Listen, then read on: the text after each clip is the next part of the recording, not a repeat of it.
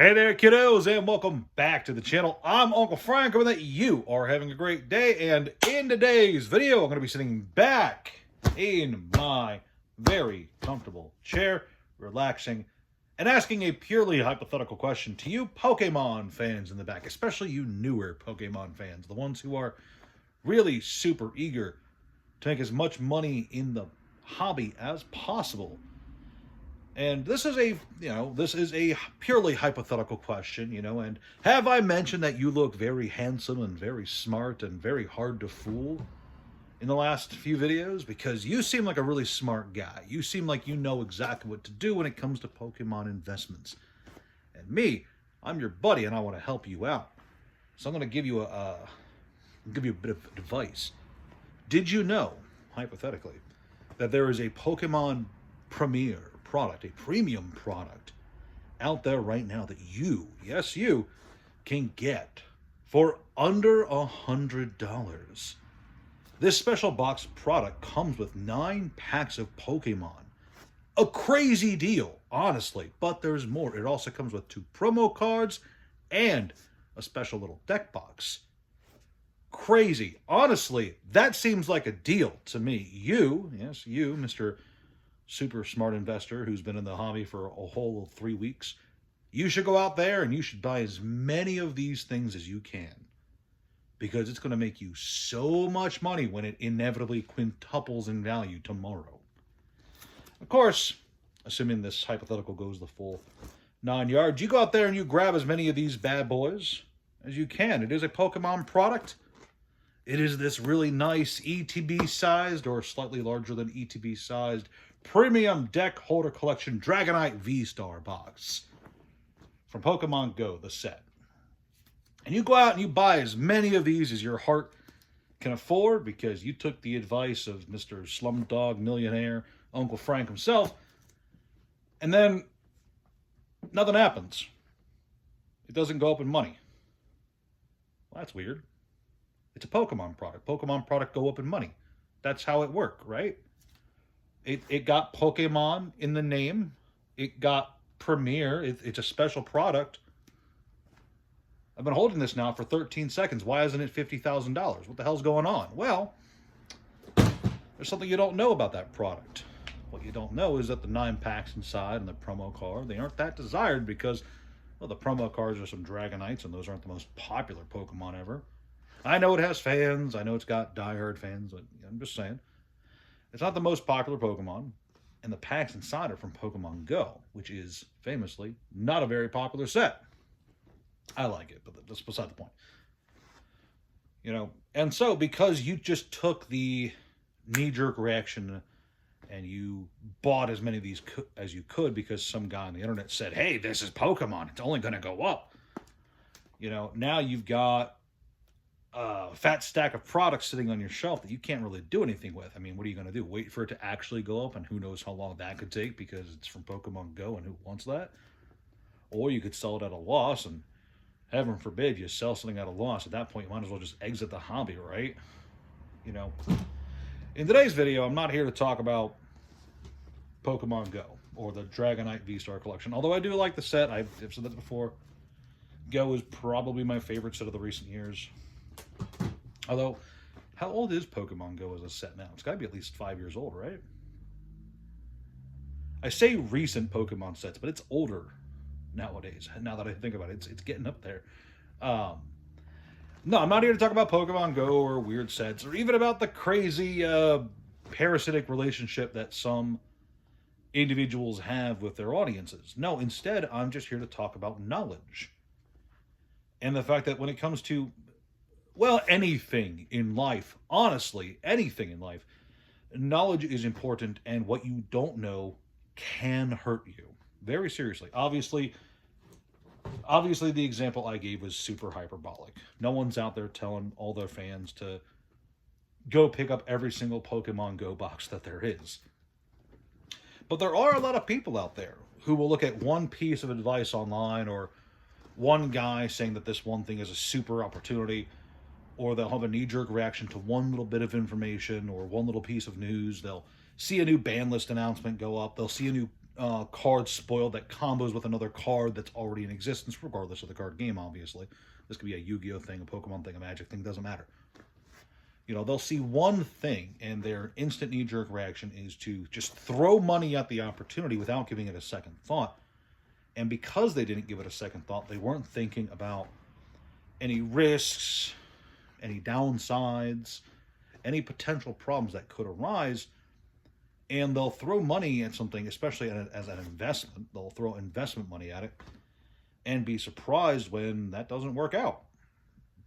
And believe it or not, this happens way more often than you might think. There's a lot of people out there who, especially in the trading card world, they think of themselves as investors, and they'll buy something just because a handful of the super smartest people ever online have convinced them that it's a good idea to buy. I don't know, what's a great example from the last few years? Dollar reserved list cards. There's a load of those out there, and they're never going to be reprinted. You should buy every single dollar reserved list card you can get because it's only going to go up, baby. I remember when that was a little fad for a bit. That was fun.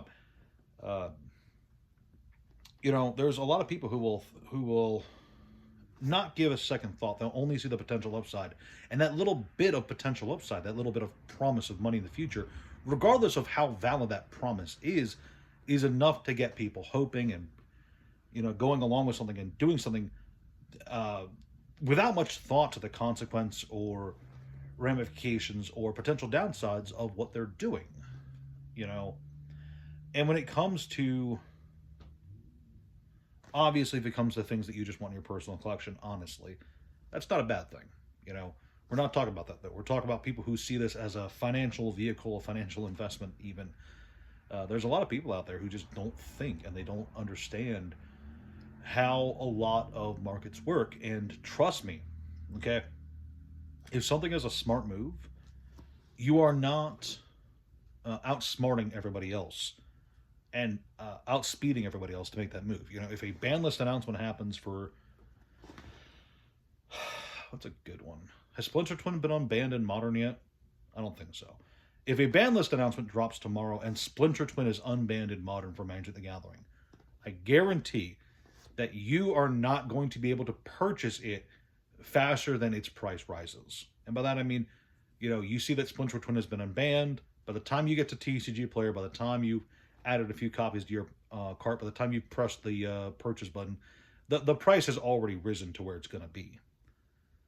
You are not outsmarting the market. You are not out-timing the market. You are not the one lucky guy who happens to just know exactly when things are going to go up, when they're going to go down. And, you know, the same thing is true for sealed product, too. A lot of people like to buy whatever sealed product they can, and they'll tell themselves the same mantra. Oh, it's Pokemon. It only goes up.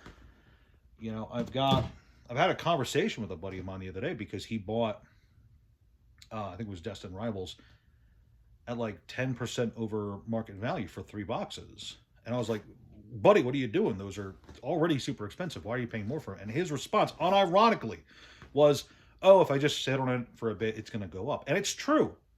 Destined Rivals is a very popular set. We're not making any mistake here. It's a good set. People like it. There's a lot of cool cards in it. You know, make no mistake.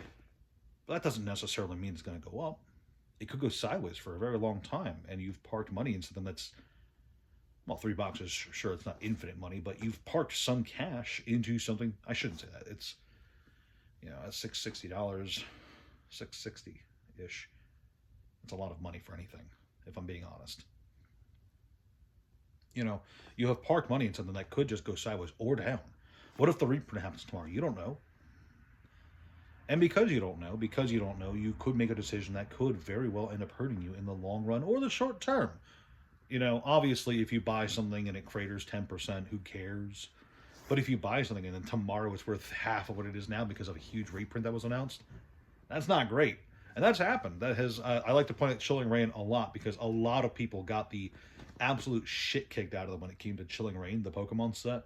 And a lot of you guys don't know this, okay? A lot of you kids out there in the audience, especially the Pokemon guys, especially the guys who look at something like this and go, oh, it's Pokemon, it can only ever go up. A lot of you guys were not around for more than 2 or 3 years. Heck, I'd be very surprised if you guys had been in the hobby for more than 2 years. And this is not the first rodeo we've seen. Okay, I've said this before on the channel, but this is not the first time we've seen a mega boom cycle when it comes to Pokemon. Okay, we've had this in the past. We've had these periods where everybody and their dad and their mom and their grandmom and their kids and their dogs and cats were trying to get a hold of Pokemon cards. They were willing to pay some absurd prices back then. Not as absurd as they are now, honestly, if I'm being honest, but some absurd prices for Pokemon product back then. And for a while, all you had to do was go to Walmart, go to whatever big box retailer you had, and buy some Pokemon stuff off the shelf and sell it online, and boom, you were a fucking slumdog millionaire. Okay? Happens all the time. But then it all came crashing down. And then it all ended. Okay? Battle Styles. No, hang on. Was it Battle Styles in the Chilling Raid? I'm an old man. I don't remember things easily, but I'm pretty sure it was Battle Styles in the Chilling Rain, where a lot of people were really, really getting into it, buying as many boxes as they could online. And then all of a sudden, it all came crashing down to like $80 a box, and people were fucking shitting themselves. You know, there's a lot of people out there who are very new to the hobby, who only see the headlines. You know, they see the crazy new highs of the price tags every single day. They see booster boxes hitting, they see booster boxes hitting $300, $400, $500, $600 for Pokemon.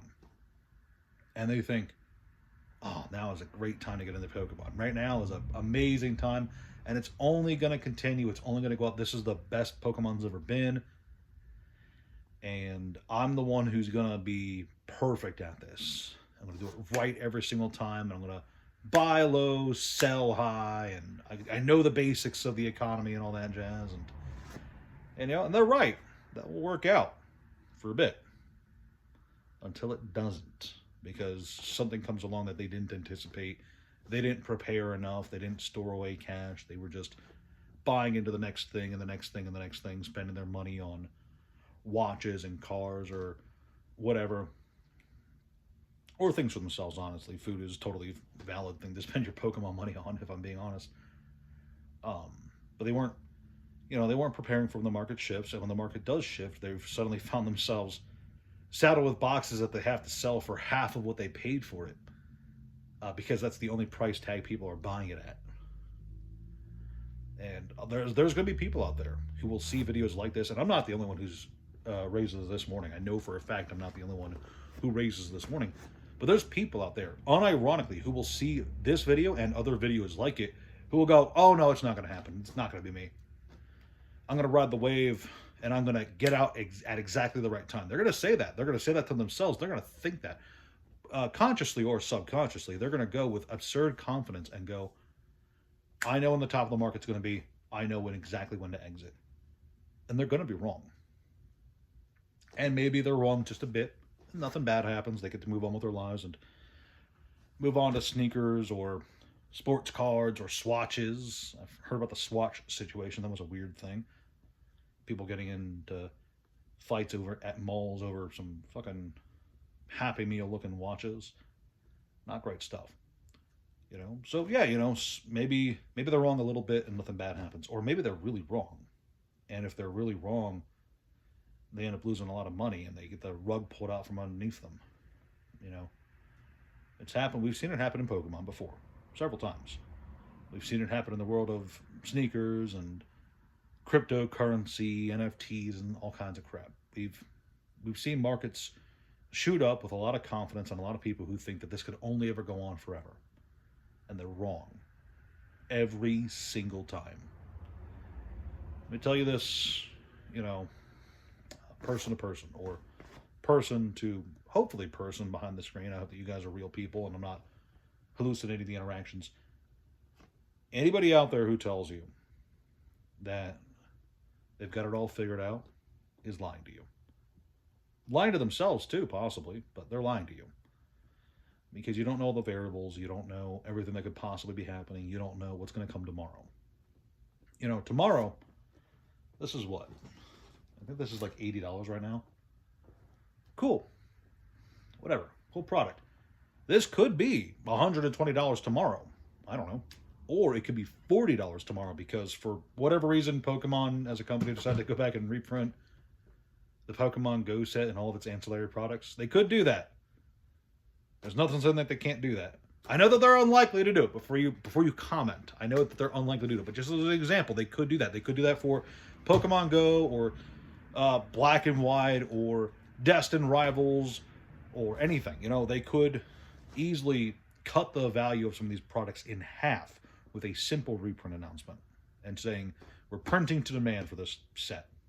That's all it would take. A print to demand policy would vaporize secondary market prices basically overnight, because I guarantee, doesn't matter how much you want it, doesn't matter how many people want it, there would never be enough demand to keep up with print to demand. Ever. Okay? Of course, hypothetical situations aside, you know, markets shift. Interests change. People move on. You know, Pokemon's a hot item right now, but it's not going to stay that way. And, you know, this video is not going to vanish when the Pokemon market changes. So, you know, in 2 to 5 years, when we're no longer in the biggest Pokemon cycle ever, and instead we're in the biggest Magic cycle, or the biggest Yu-Gi-Oh cycle, or the biggest Lorcana cycle, whatever the game is that's currently spiking to the goddamn moon and people are getting into fights at Costco over, come back to this video and remind yourself that whatever the current crazy boom is, it's not going to last forever. And you have to be flexible, you have to be smart, you have to be willing to change and take avenues that other people aren't super interested in right now, because while there's people getting into Costco fights over this, there's also people who are seeing opportunities elsewhere in the trading card world, who are seeing cheap Magic boxes, cheap Yu-Gi-Oh boxes, and yes, cheap by comparison Pokemon boxes, and they're saying to themselves, they're evaluating the pros and cons, they're doing way more thinking about it than I am, because I'm not a smart person, and they're making decisions, weighing pros and cons, such as, do I want to spend $600 on $500 on this Pokemon box, $600 on this Pokemon box, $400 on this Pokemon box, or do I want to buy 4 boxes of this Magic the Gathering set that could skyrocket in the future? You know, there's a new Marvel superhero set coming out that apparently has a lot of synergy with the existing Spider-Man set. That Spider-Man set got a lot of hate, and I don't think there's more prints coming. I don't think there's a second wave of that thing. I think what's out there is out there. And if the market shifts, if the market changes, and people decide one day, hey, I could, you know, it's crazy. It's the craziest thing. I hated Spider-Man. I despised Spider-Man. The set was awful. I didn't want any. But now that this Marvel superhero set is out, I actually kind of want as much Spider-Man as I can get. Can I get as much Spider-Man as possible? You know, that's going to happen. Or it could happen, I should say. Possible. It could happen. I shouldn't say it could happen. I could be... I shouldn't say I could be wrong. I'm probably wrong, but it could happen, you know? You know, tomorrow people could wake up and decide that some Yu-Gi-Oh box, I don't know, choose a Yu-Gi-Oh box from the last 3 years, is suddenly the best investment ever and nobody can get a hold of it. Oh, what was the one that they were joking about not too long ago? Duels from the Deep, that's the one. You know, someone could wake up tomorrow and decide that Duels from the Deep is the best Yu-Gi-Oh, the best Yu-Gi-Oh product ever. It's what an awful box. It's got a ghost rare in it that nobody wants.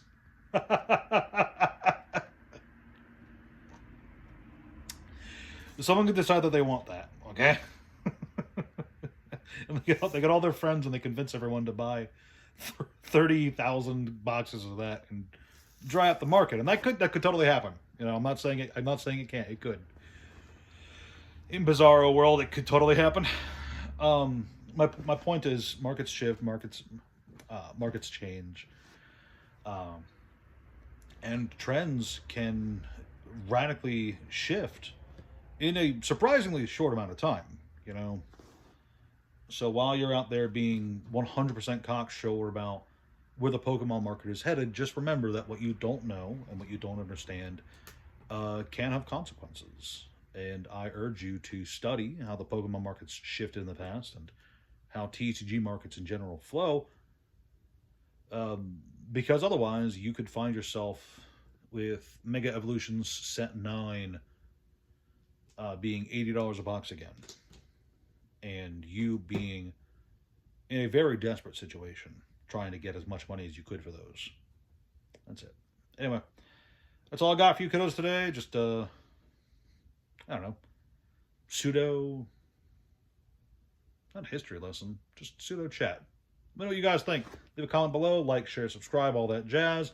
Check out the Discord and the Patreon and the TCG player link below. Thank you guys again. Ciao. Boop.